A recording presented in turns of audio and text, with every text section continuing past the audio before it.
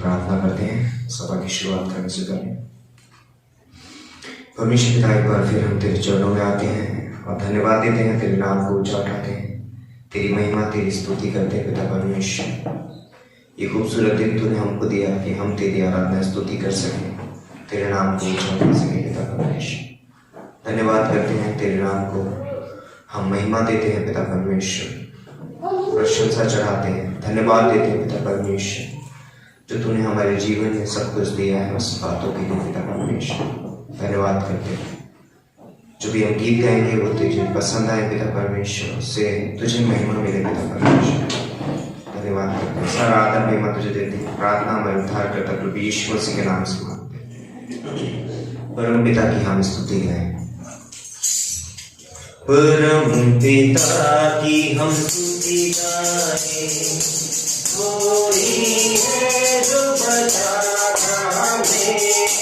परम पिता की हम स्तुति गाएं, कोई है जो बचाता हमें। सारे पापों को करता क्षमा, सारे रोगों को करता चंगा। परम पिता की हम स्तुति गाएं, कोई है जो बचाता हमें। धन्यवाद दे उसके आसनों में, आनंद से आए उसके चरणों में। धन्यवाद दे उसके आसनों में, आनंद से आए उसके चरणों में। सागे गाकर तुझी से मुक्ति घटा को जय लगाए। परम पिता की हम स्तुति गाएं, कोई है जो बचाता हमें। कोई हमारा है परम पिता, खाता है सर्वदा। कोई हमारा है परम पिता, खाता है सर्वदा। पूरा प्रेम चिन्ह है जितनी दूर, उतनी दूर हमारे गुनाह। परम पिता की हम स्तुति गाएं, कोई है जो बचाता हमें। करवाने की आनंद ढूंढा उसने, पापों की कीट से निकाला हमें। करवाने की आनंद ढूंढा उसने, पापों की कीट से निकाला हमें। हमको बचाने को जान अपनी दी, ताकि में हम उसके रहे। परम पिता की हम स्तुति गाएं, कोई है जो बचाता हमें। कौन सी गुफा तो डरते, किसी के हम उड़ना उसे। कौन सी गुफा तो डरते, किसी के हम उड़ना उसे। राया हुक्म की तरह, ताकि हमको चोट न लगे। परम पिता की हम स्तुति गाएं, कोई है जो बचाता हमें। परम पिता की हम स्तुति गाएं, कोई है जो बचाता हमें। सच में परमेश्वर, तूने हमें अपने परों पे उड़ाया, तूने हमें उड़ना सिखाया पिता परमेश्वर। तूने हमें उस पापों की कींच से निकाला पिता परमेश्वर, और हमको बचाने के लिए अपनी जान दी पिता परमेश्वर, ताकि पिता परमेश्वर हम सिर्फ तेरे हाथ में रहे पिता परमेश्वर, ताकि हम तुझे अब्बा फादर पिता कह सकें पिता परमेश्वर। धन्यवाद देते हैं, धन्यवाद करते हैं कि तूने हमें चुना, तू आराधना प्रशंसा के योग्य है, तू महान है। धन्यवाद करते हैं।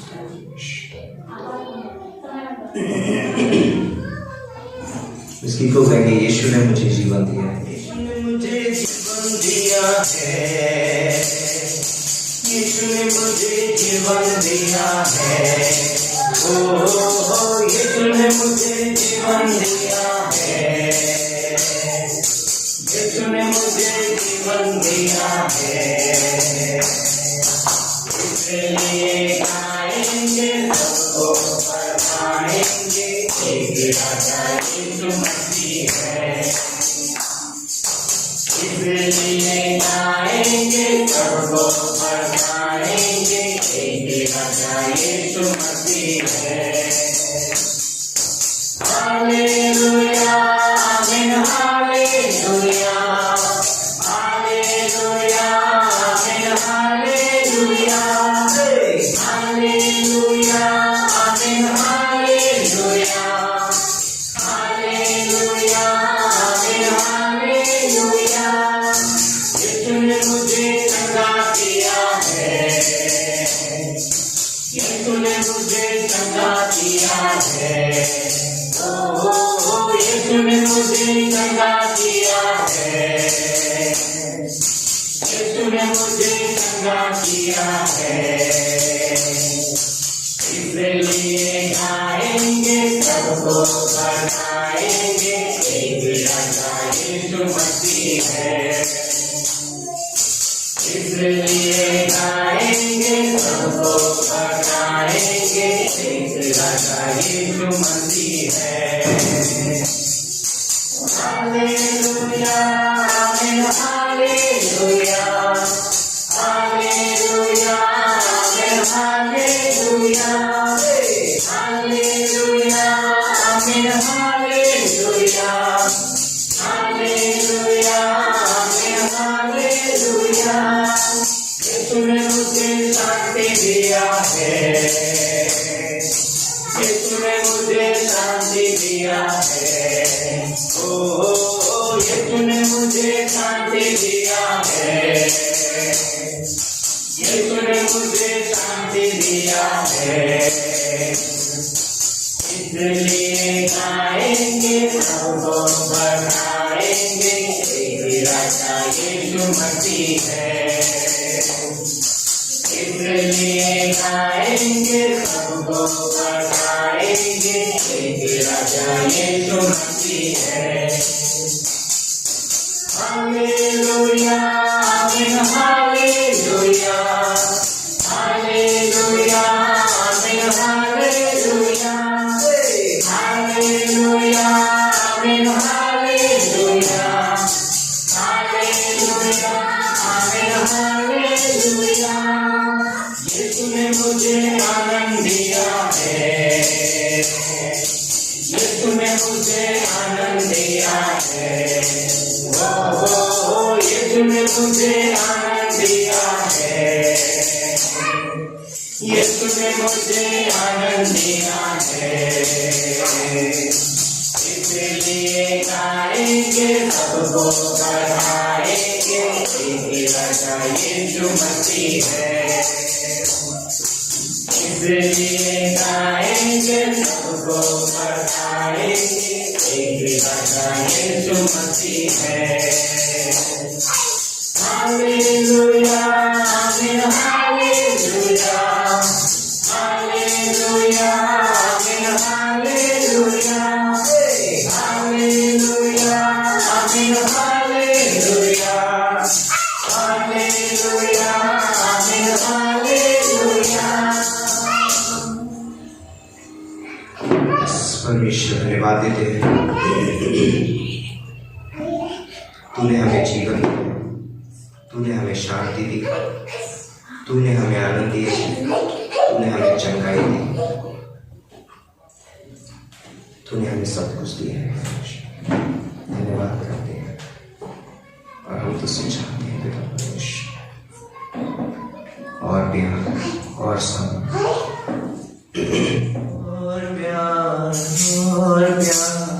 और सब्र चाहता हूँ मेरे खुदा। और प्यार और सब्र चाहता हूँ मेरे खुदा। आराधना करूं मैं पूरे दिल से, आराधना करूं मैं पूरे मन से, आराधना करूं मैं पूरे सामर्थ्य से, कि तू मेरा प्रभु, कि तू मेरा प्रभु, कि तू मेरा प्रभु, कि तू मेरा प्रभु। यस परमेश्वर, धन्यवाद देते पिता परमेश्वर, तेरे नाम को उजाड़ते हैं, तेरी महिमा तेरी स्तुति करते हैं पिता परमेश्वर। धन्यवाद करते हैं, आगे का समय हम तेरे हाथों में सौंपते हैं, प्रार्थना करते हैं जो भी वचन होगा तो उसको अभिषेक करना पिता परमेश्वर, और अपने वचन के द्वारा उनसे बातें करना। जो भी हम प्रार्थना विनती तेरे सम्मुख लाएंगे उनको तू पिता परमेश्वर उत्तर देना पिता परमेश्वर। धन्यवाद करते हैं, तेरे नाम को उजाड़ना प्रभु यीशु मसीह के नाम से मांगते हैं, आमीन आमीन। सभी का स्वागत है ग्रेटर चालक कलीसिया में, इस मीटिंग सभा में। तो क्या आप सब लोग रेडी है परमेश्वर के वचन से सुनने के लिए? सच में? ओके, तो फिर से एक बार हम आपका स्वागत करना चाहेंगे इस सभा में, और जो भी हमको देख रहे होंगे आप सभी का स्वागत करें। तो कुछ सेकंड में हम बताना चाहेंगे अपने इस कलीसिया के द्वारा होने वाली एक्टिविटीज के बारे में बताएंगे।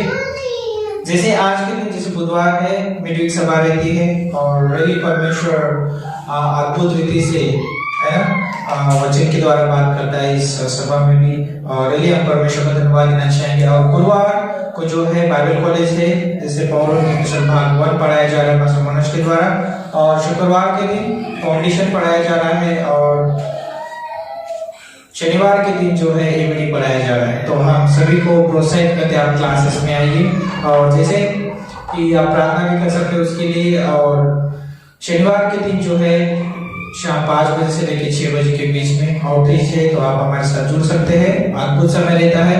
और जो फैमिली विजिट जो है शनिवार के दिन 6 के बाद में है, तो आप हमारे साथ उसमें भी जुड़ सकते हैं। और इस बार लिबड़ी में होगा महेश भाई के घर पे, तो आप उसके लिए भी प्रार्थना कर सकते हैं।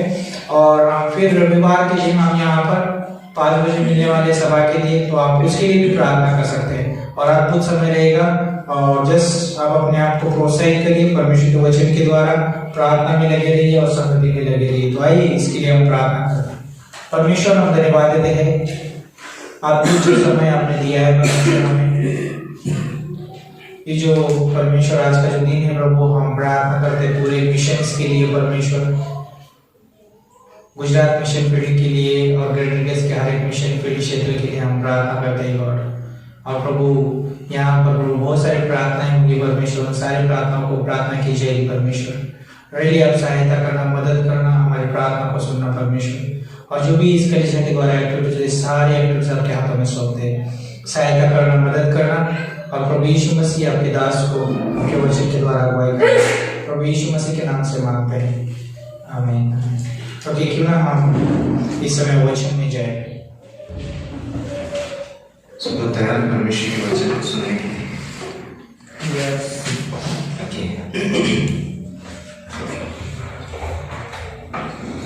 जैसे कि हम जानते हैं कि प्रार्थना का समय है और हम प्रार्थना के विषय पे बात करेंगे। तो इस दुनिया में हर एक व्यक्ति जानता है और हर एक व्यक्ति अलग अलग तरीके निकालता है प्रार्थना करने के, कि हमें कैसे प्रार्थना करनी चाहिए। और आप किसी से पूछोगे तो अलग अलग तरीका भी बताएगा कि इस तरीके से प्रार्थना किया करो, ये तरीका यूज करना चाहिए, इस तरीके से करना चाहिए। लेकिन आज हम देखेंगे कि बाइबल क्या बताती है कि एक विश्वासी को किस तरीके से प्रार्थना करनी चाहिए। तो हमारा प्रार्थना का जो विषय रहेगा, जो शीर्षक है इस संदेश का, वो है प्रार्थना कैसा करना है। प्रार्थना कैसे करना है। तो आइए हम शुरुआत करने से पहले प्रार्थना करते हैं। परमेश्वर पिता, हम धन्यवाद देते हैं इस खूबसूरत समय के लिए, इस दिन के लिए। धन्यवाद देते हैं तेरे वचन के लिए पिता परमेश्वर। आज के इस संदेश के द्वारा तू हमसे बातें करना और तू हमें सिखाना कि हमें कैसे प्रार्थना करनी चाहिए। धन्यवाद करते हैं, तेरे नाम को उच्चारते हैं,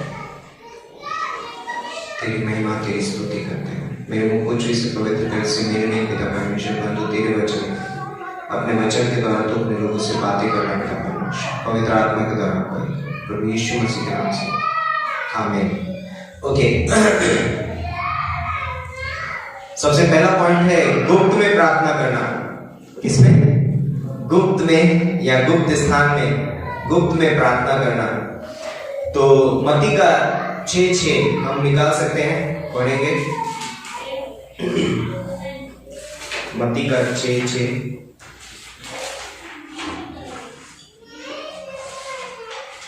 यहां पर लिखा है, परंतु जब तू प्रार्थना करे तो अपनी कोठरी में जा और द्वार बंद कर के अपने पिता से जो गुप्त में है प्रार्थना कर, और तब तेरा पिता जो गुप्त में देखता है तुझे प्रतिफल देगा।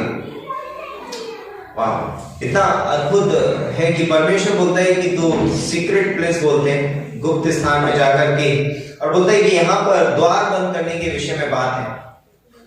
हम जानते हैं कि आप रूम का दरवाजा बंद कर सकते हैं, लेकिन आपके मन में, आपके जो दिमाग में जो शोर चल रहा है, आप उसको बंद नहीं कर सकते। हम बहुत सारी आवाजें भी आ रही है, बाहर काम चल रहा है, और हम इस डोर को बंद कर सकते हैं और आवाजें शायद से बंद हो जाए। लेकिन यदि रियली मुझे अपने मन को शांत करना है तो मुझे अपने मन के दरवाजे को बंद करना होगा। और बोलते हैं ना, कभी कभी जब आपने देखा होगा कि दो व्यक्ति जब आपस में बातें करते हैं तो इतने घुल मिल जाते हैं कि बाहर क्या चल रहा है उनको कोई फर्क नहीं पड़ता। तो कहने का अर्थ ये है कि गुप्त में प्रार्थना करना या दरवाजों को बंद करने का मतलब ये है कि परमेश्वर के साथ लॉलीन हो जाना, परमेश्वर के साथ एक हो जाना। जब हम प्रार्थना कर रहे हैं तो परमेश्वर के साथ हम एक हो जाते हैं, लॉलीन हो जाते हैं। मैं परमेश्वर में खो जाता हूं, और जब मैं परमेश्वर में खो जाता हूं तो बोलते हैं कि उसके कई सारे फायदे हैं द्वार बंद करने के। या जब मैं द्वार बंद करता हूं, इस दुनिया में हर एक व्यक्ति के जीवन में उसके दो दरवाजे होते हैं, हमारे मन के दो दरवाजे। एक दरवाजा जो संसार की ओर खुलता है, मेरी ओर खुलता है, और एक दरवाजा जो परमेश्वर की ओर खुलता है। तो जब एक व्यक्ति लाइक इस घर में दो दरवाजे हैं बाहर निकलने के लिए, एक दरवाजा वहां है और एक पीछे, और अगर मैं ये वाला दरवाजा बंद कर दूंगा तो पीछे वाला व्यक्ति अंदर आ सकता है, लेकिन सामने वाला व्यक्ति अंदर नहीं आ सकता। लेकिन अगर मैं पीछे वाला बंद कर दूं तो सामने से व्यक्ति आ सकता है, लेकिन पीछे वाला नहीं आ सकता। उसी तरीके से जब हमारे मन में जो दरवाजे, और होता है कि कई बार जब हम अपने दरवाजे को परमेश्वर के लिए खोल देते हैं तो हमें वो संसार का दरवाजा बंद करना बहुत जरूरी है। क्योंकि यदि दोनों खुले रहेंगे तो दोनों तरफ से आवाज आएगी, और मैं दोनों तरफ से आवाज जब सुनूंगा तो मैं कंफ्यूज हो जाऊंगा। तो इसलिए जब हम प्रार्थना करते हैं तो कंफ्यूजन ना आए, है ना, हम लोग चिंतित ना हो, इसलिए हमें द्वार बंद करना बहुत जरूरी है। क्योंकि जब हम द्वार बंद कर लेते हैं, हम बाहर की आवाजों को नहीं सुनते, तो वो आवाजें हमको क्या करती हैं, वो आवाजें हमको क्या कर देती हैं, भटका देती हैं। कई बार हम अपनी प्रार्थना में बोलते हैं कि भटक सकते हैं, हम प्रार्थना कर रहे थे किसी और विषय पे, लेकिन मैं कहीं और चला जाता हूँ, क्योंकि मेरे मन में, मेरे दिमाग में एक शोर है, मेरे मन में एक बहुत शोर चल रहा है, और जिसकी वजह से मुझे मैं अपनी प्रार्थना से भटक जाता हूँ। और यहाँ पर एक खूबसूरत चित्र है कि दरवाजा यदि बंद हो जाए तो शोर नहीं आता। हमारे घर का दरवाजा भी बंद हो गया, बाहर से शोर नहीं आएगा अभी। ओके, तो बोलते हैं कि बाहर की आवाजों को बंद करते हैं, जब हम अपने दरवाजे को बंद करते हैं संसार की ओर, बाधा आने से रोकती है। जब दरवाजा बंद रहता है तो बाधाएं नहीं आती हैं, है ना, कोई डिस्टर्ब नहीं करेगा बीच बीच में इधर उधर आके जाके, बाधाएं नहीं आती हैं। और बोलता है कि ध्यान नहीं भटकता है। और अगली चीज बोलता है कि उसमें हमें ध्यान केंद्रित करने में मदद मिलती है।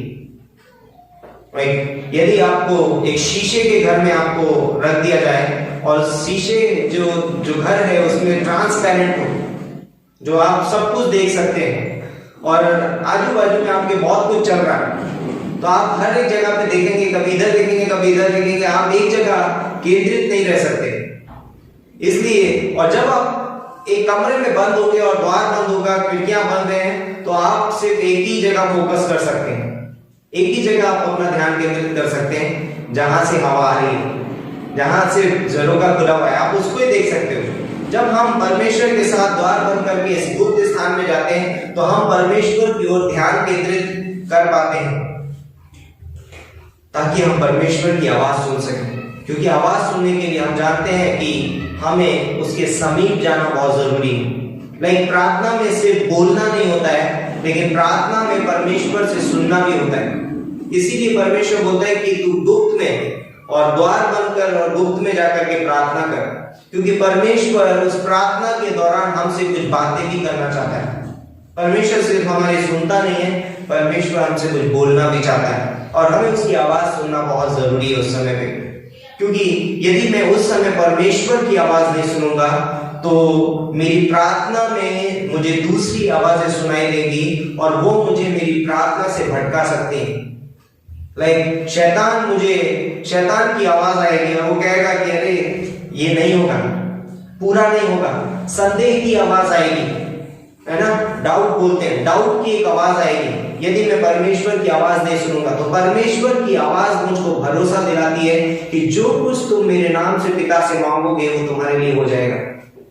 जब मैं शांत माहौल में रहता हूं, परमेश्वर मुझसे अपने वचन के द्वारा क्या करता है, बातें करता है और मुझे प्रोत्साहित करता है और मुझे क्या ढांढस बताता है कि मेरी प्रार्थना क्या गई है, सुन ली गई। इसलिए हमें द्वार बंद करना बहुत जरूरी है। दूसरा पॉइंट है कि हमें प्रार्थना में जागते रहना जरूरी है। जब हम प्रार्थना कर रहे हैं तो प्रार्थना में हमें जागना जरूरी है।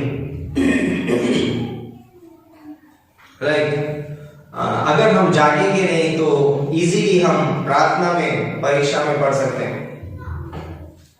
तो जब हम प्रार्थना करते हैं या प्रार्थना हम जब कर रहे हैं तो हमें जागने की जरूरत है, प्रार्थना के लिए जागने की जरूरत है। मत्ती का 26:41 आप पढ़ सकते हैं।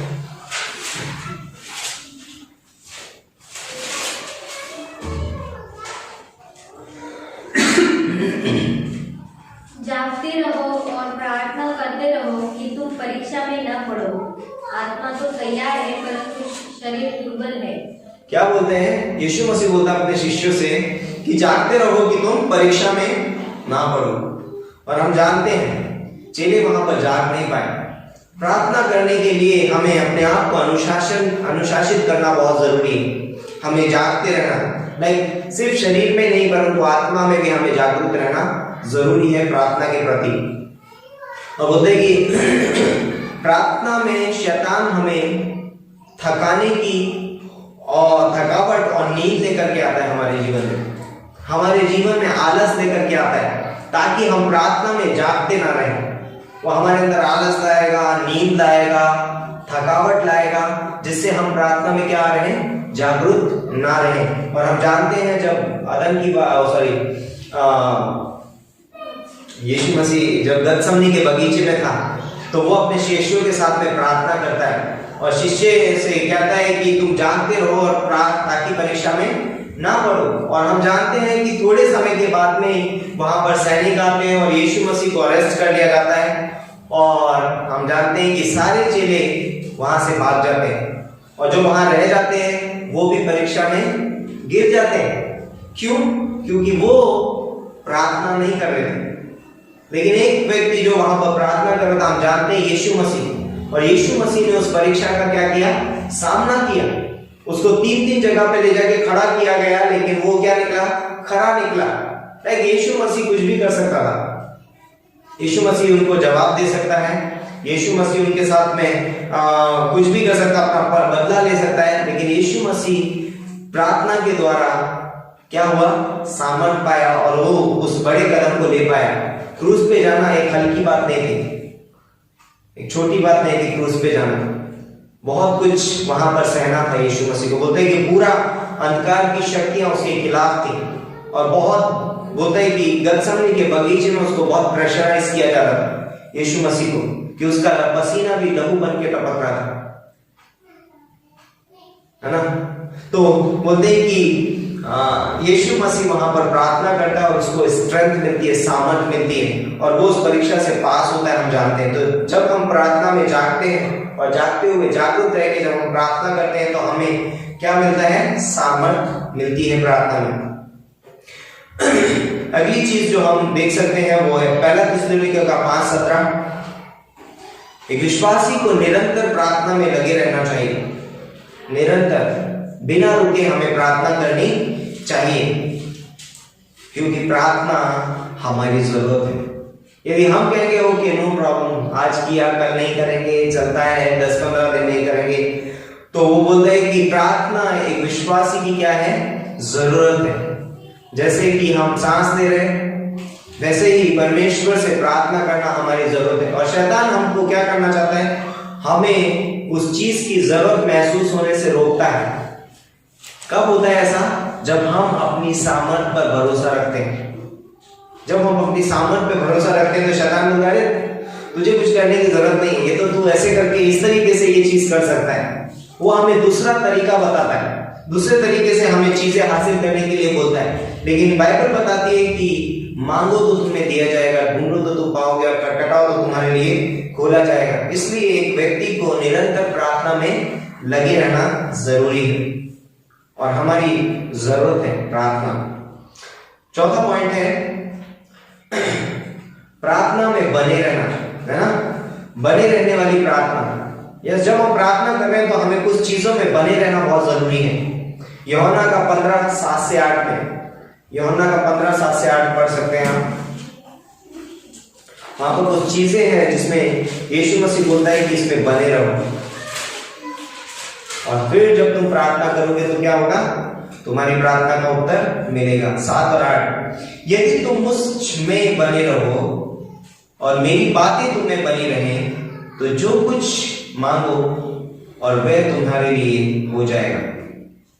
जो कुछ तुम मांगो वो तुम्हारे लिए हो जाएगा। तो क्या क्या, हमें परमेश्वर में बने रहने की जरूरत है और परमेश्वर का वचन हम में बने रहना बहुत जरूरी है। तो जब हम प्रार्थना कर रहे हैं तो वचन और परमेश्वर की उपस्थिति में बने रहना हमारे लिए बहुत ही जरूरी है। मेरे पिता की महिमा इसी से होती है कि तुम बहुत सा फल लाओ, तभी तुम मेरे चेले ठहरोगे, तभी तुम मेरे चेले ठहरोगे। तो इसलिए हमें जब प्रार्थना कर रहे हैं तो हमें प्रार्थना में, वचन में और परमेश्वर में बने रहना बहुत ही जरूरी है। परमेश्वर का वचन हमारे अंदर बने रहना जरूरी है प्रार्थना करते समय। यानी कि हम वचनों का इस्तेमाल करते हैं अपने जीवन में। जब हम प्रार्थना कर रहे हैं हम परमेश्वर के वचनों का इस्तेमाल करते हैं प्रार्थना के दौरान, उसके वायदों का इस्तेमाल करते हैं। अगला पॉइंट है होते हैं याकूब का 5:17-18। तो हम सीधे परमेश्वर से प्रार्थना कर सकते हैं, लाइक सीधे हमें प्रार्थना करनी चाहिए। हमें ये नहीं सोचना चाहिए अरे मैं कैसे प्रार्थना करूंगा, मुझे किसी विशेष व्यक्ति की जरूरत है प्रार्थना करने के लिए। लेकिन हम बोलते हैं कि यहाँ पर बाइबल बोलती है कि हम बोलते हैं कि एलिया भी हमारे समान साधारण मनुष्य था। प्रार्थना करने वाला कोई विशेष मनुष्य नहीं है, लेकिन प्रार्थना हमें विशेष बनाती है ना। हम विशेष नहीं है, हम साधारण व्यक्ति हैं, सामान्य व्यक्ति हैं, लेकिन हम जब परमेश्वर से प्रार्थना करते हैं वो हमें विशेष बनाती है। उसका उत्तर हमें अद्भुत रीति से बोलता है कि इस दुनिया में हमारी गवाही प्रकट करने के लिए सक्षम बनाता है। तो हम प्रार्थना करते हैं, हम साधारण हैं, सीधे तौर पे हमको प्रार्थना करनी, ये नहीं कि ये व्यक्ति मेरे लिए प्रार्थना करेगा तभी कुछ होगा या मुझे वहां जाके प्रार्थना करनी पड़ेगी। सीधे तौर पे हम परमेश्वर से प्रार्थना कर सकते हैं। छठा पॉइंट है प्रभावी रूप से प्रार्थना करना पवित्र आत्मा की सामर्थ्य में।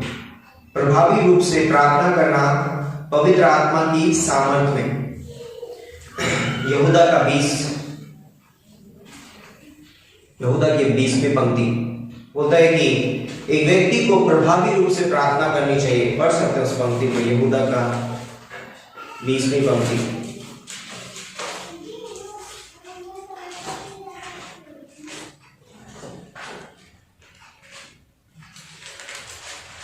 पर हे प्रियो, तुम अपने अति पवित्र विश्वास में अपनी उन्नति करते हुए और पवित्र आत्मा में प्रार्थना करते हुए